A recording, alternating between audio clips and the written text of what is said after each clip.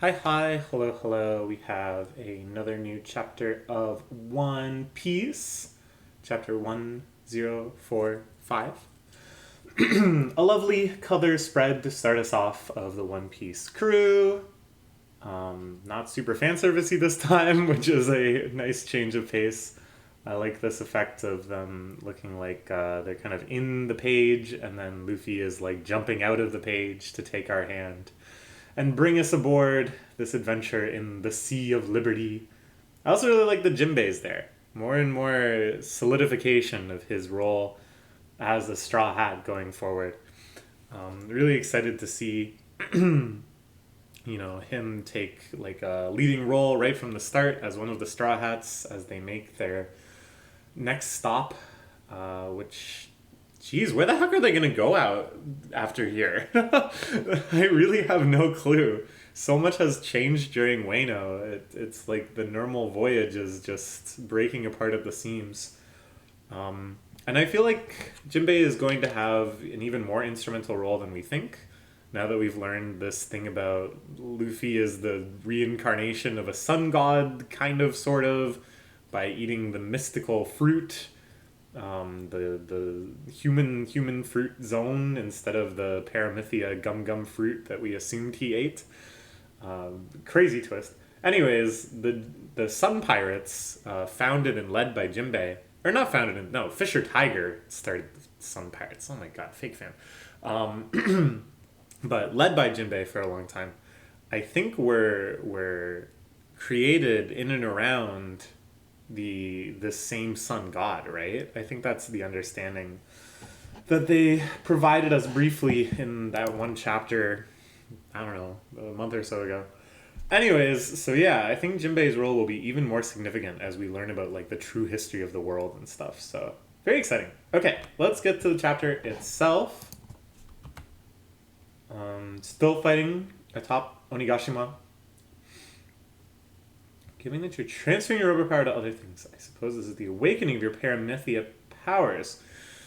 Body transformations like that are the trademark of zone powers. True. That is something that I didn't really call out last time. Because it almost just went without saying. We all expected that eventually Luffy would awaken his fruit the way Doflamingo did and start bouncing around off everything or using rubbery ground as he ended up doing just in the last chapter. But if it is a zone fruit, then, that's not quite right. And the way his body is transformed is, he's kind of half sun god right now. This is so good. I just love how silly this fight is. It's just, I don't know. Like, it really just shows the contrast between when Kaido was kind of dominating the fight and it was this brutal slugfest of ultimate power. And now that Luffy has attained this new realm of being, he's totally taken over the aesthetic qualities of the fight, just the pacing and the comedy of it. Big regret. Letting Luffy into his body. It's so silly. And it's like, this is the only way that they could play with Kaido like this, Up until this point, he had been such an imposing figure. And then Four Clubs, I believe that's their username, left a wonderful comment on my last video just kind of discussing the recent events in One Piece. And something that we both agreed on is that the paneling is getting really cluttered and kind of claustrophobic at times. And I think it's just kind of a natural, unfortunate byproduct of trying to tell so much story in so little time and to have so many plot threads going on that you need to check into all the time. But it has this really unfortunate side effect of like a character like Kaido, who first appears in that glorious two-piece spread when he jumps off the Sky Island and gets back up and was like, dang it, I'm still alive. And then in most of his subsequent appearances, he's just this gigantic imposing figure that usually takes up 2 pages, if not just the entirety of 1 page.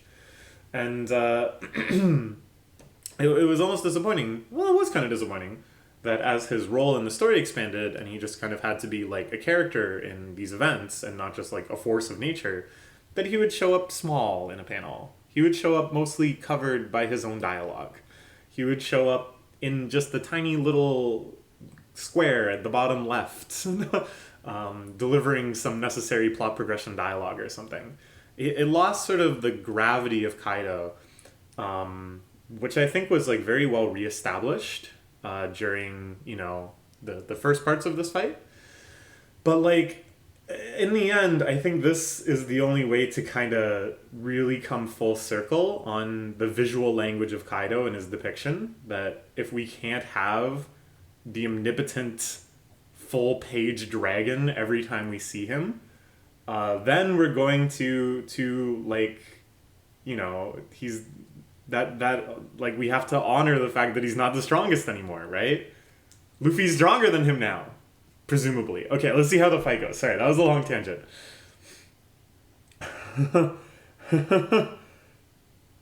Oh my god. See, this is just so silly. He's bending the world in his own way. And I feel like I've been thinking a lot about the He Laughed panel. You know, the legendary panel where Roger sees Laugh-Tale. And he laughs, but we don't know at what. I think in the end, there's going to be something really joyous and comical at the heart of all these mysteries. My body isn't made of rubber. Just this morphing of reality. Escape rocket. Whoa. Whoa.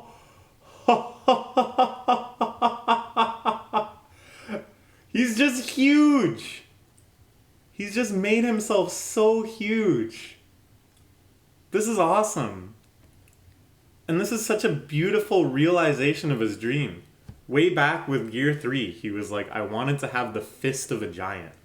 He had seen the awe-inspiring strength of giants in Little Garden and the ones that rebelled during Ain's Lobby. And was like, yes, I need to harness that. I need the hugeness of that. And now, after all these transformations, after all these forms, after all these years of training, through this monumental awakening, he's just become huge. What does this even mean? How is this possible? Does it... Whoa! Oh my god! The jump rope. Again, I just wish every panel in this chapter was a spread. I wish he went Murata mode on this. Like when Saitama punches the asteroid, and it's just every page is a spread.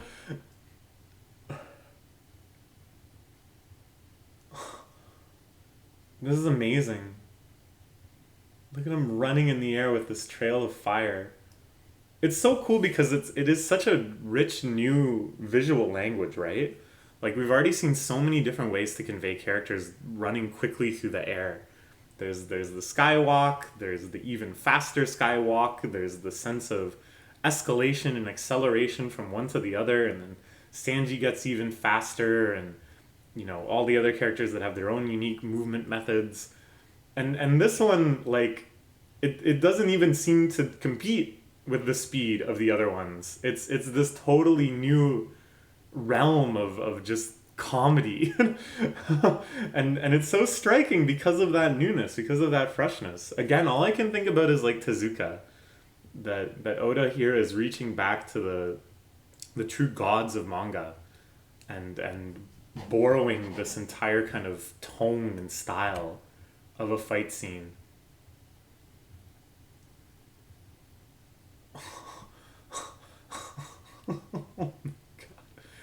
Conqueror of 3 worlds. I'm not going to read too much into that, but it's a very cool attack name. Everyone freaking out at the sight of giant Luffy. It's like something from a comic strip. Awesome. No, exactly. Oh, man. Nobody can resist face faulting like crazy when they see this. And I think this isn't just going to be silliness for the sake of silliness. I think this is actually teaching us something about the will of D, or this godlike entity, or what Roger saw that made him laugh. Any number of things along this line, I think, is that the reason that we're getting all these comical reactions, that people's eyes are popping out of their face, that Luffy is able to make all these unreal things have impacts. Oh, uh-oh. I was dying before this. It takes a lot of energy. This is like such Tezuka paneling. This 4 strip at the top of Luffy's face, like withering and melting, is like quintessential Tezuka. He would make jokes like that in almost every series, right? Just the comedic paneling of, or the comedic timing of the paneling, and then the punchline of Kaido shouting, "Who are you?" It's so classic. And to think that maybe this is hinting at like the classical era of the world, that this joyousness and cartoonishness was actually just the way of everything before the world government took over. That's so beautiful. I was dying before this. Do you die? Someone will tell the tale of your great battle. Don't need any of that. Once we're dead, the only thing that's left is bones. And then he laughs.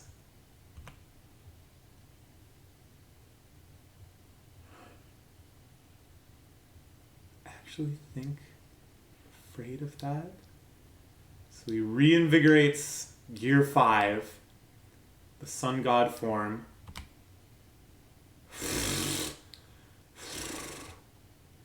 This is amazing. And this really, really demonstrates the power of Kaido too. That even with this transcendental, literally godlike power, Kaido is still just beating the crap out of him. Just look at how silly this is though. Oh man.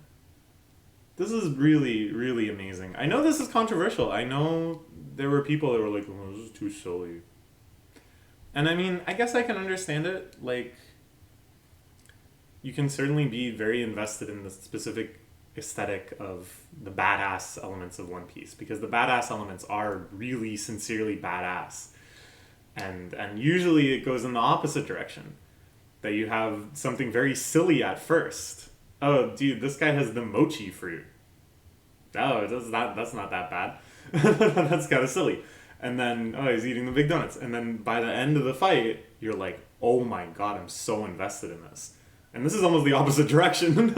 But from the start, it had been like brutal and badass and awe-inspiring. And now at the end, it's bringing out this comedy, this lightness, this joyousness. This is wild. But so yeah, I can understand, I guess, why people think this is too silly, but I love it. I just absolutely love it. This is really honestly one of my favorite fight scenes in the whole series already. And it seems like Oda's gonna take his time with it. This entire chapter has been this fight. And I want another entire chapter of this fight. I want another like 3 more chapters. Everything Luffy does is just so silly and so creative. Turns all white. The colors of armament of Supreme King transfers power to other things. Never seen such freewheeling combat before. There's no one in the world who can defeat me. Did he just punch through Kaido's head? Isn't this fun, Kaido? He just punched straight through Kaido's head. Alright, I don't know what more to say. I wanted to talk a little bit about, you know, this development in general. That instead of Luffy being just a really hardworking boy with a lot of gumption, who takes a bite of the gum, he instead is compelled by all sorts of various forces. First, we find out that his older brother is a huge deal. Oh, but guess what? That's not really his older brother. But still, you know, the fact that he was brought up with Ace and Sabo, who turned out to be very big deals, does mean something. And then, oh my gosh, if that wasn't enough, his dad is a huge deal. The most wanted man in the world. And then we find out there's some mysterious thing with his middle initial. That people with the middle initial D are always at the center of this like maelstrom. Then we find out that Shanks, I'm not getting the order wrong, but we find out that Shanks, who gave him his hat, wasn't just some pirate that happened to be drifting through, but is one of like the great powers of the world, one of the four emperors. So that's very auspicious. And then we find out that hat itself used to belong to Roger, so it kind of constitutes like perhaps the greatest pirate lineage of all time. Then we find out that there's a giant gold hat or giant straw hat in the basement of Marijois, and it's like, okay, like what, we still don't know what the heck that means, but that's got to mean something. So I think the fact that this additional revelation that the Gum Gum fruit itself wasn't just some random paramythia, but in fact is this extremely blessed fruit, reincarnation of the sun god, and it's not really that different than what we've gotten so far. I guess it kind of takes away from the idea that, oh, even though Luffy wasn't blessed with like a Logia fruit or some other really Imba fruit, he's still making it work for him. That's kind of diminished. But I think for me, like, all of these factors, they're not reductive. And I think this is where One Piece does this sort of destined hero thing way, way better than most other series. Most other series, it's kind of like when you find out the truth of why they're so powerful or why they have all of these auspicious things happening to them, it kind of narrows the story a little bit. That, you go, oh, okay, well, it's just that. It's just that that's his dad. But it's like each time they've dropped one of these revelations on us that makes Luffy like, the fates are aligning around him, it's still so mysterious what those actual forces are. What is the deal with the Straw Hat? What is the deal with this sun god? What is the deal with the Will of D? How did Dragon have this kid? What's going on there? So that it actually still like really intrigues us. It still really draws us forward with the story. And I think if like those revelations pay off, then it'll be worth it overall. As much as I do like the idea of like a totally unblessed upstart protagonist, because a lot of his crewmates are just average schmoes. Some of them aren't too. Like Usopp's father is Yasop. Like that's a big deal. Robin was born into this culture and learned how to read the poneglyphs and stuff. Like that's a big deal. But on the other hand, Nami's just some orphan, right? Zoro is just some guy that trained really, really hard to be good at swordsman because his friend died. Like as long as they don't end up being like, oh yeah, Zoro's a demon, Nami, yeah, she's an orphan, she's actually a Skypian and she fell from the sky. That's getting ridiculous, but I think they're keeping it nicely balanced, that we can still enjoy stories like that. We can still really admire those characters. And also, like, Luffy, he is doing all this stuff on his own, right? Sure, he has this fantastic lineage that, he inherited the Will of D or whatever, but he still chose to stab himself in the face. He still chose to eat the Gum Gum fruit for no reason because he was hungry. He still chose to go out to sea even though he couldn't swim, and trained himself so hard, right? Like that still comes down to his individual character. And you get the sense that even if anybody else managed to collect all of these ingredients, because of their character, their story would play out in such a different way. Luffy's magnetism, the fact that everyone wants to help him, that he's that wonderful scene during the Whitebeard arc where they're recognizing like everybody is just gravitated towards helping this random ass punk kid. Like that's still him. That's still just his character. That's just his worldview and attitude and how he treats things. So I feel like none of that is really diminished by all these revelations. And instead I'm just like really, really excited to learn like what the heck is actually going on. So I don't know. That's my very positive take. I'm really just really, really enjoying the series right now. I don't know what people think of this battle, this transformation, the comedy of it, everything, but I'm in love. I really, really am enjoying. And I can tell Oda's enjoying it too. I can tell Oda is just having a blast with Luffy fighting this way.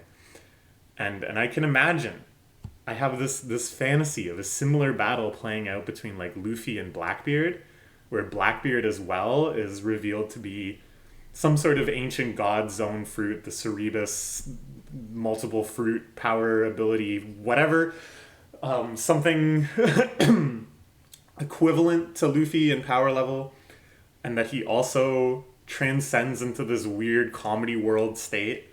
And I just think that would be the most fun thing ever. So I'm really, really looking forward to it. And I love just the idea of like, at the highest tier of power, above even the strongest creature in the world, Kaido, or the Quake fruit of Whitebeard, is like gag tier power, right? Because that's always been true in manga. Nobody can beat Saitama. Nobody can beat Arle from Dr. Slump. Because they have gag strength. They can do whatever they want because it's a gag that they're strong. Luffy is like reaching that tier. I think that's so awesome. Okay. That's all for now. I hope you look forward to more chapters. I'm going to try to keep up with this series as best I can. And hopefully add some more series to the mix soon too.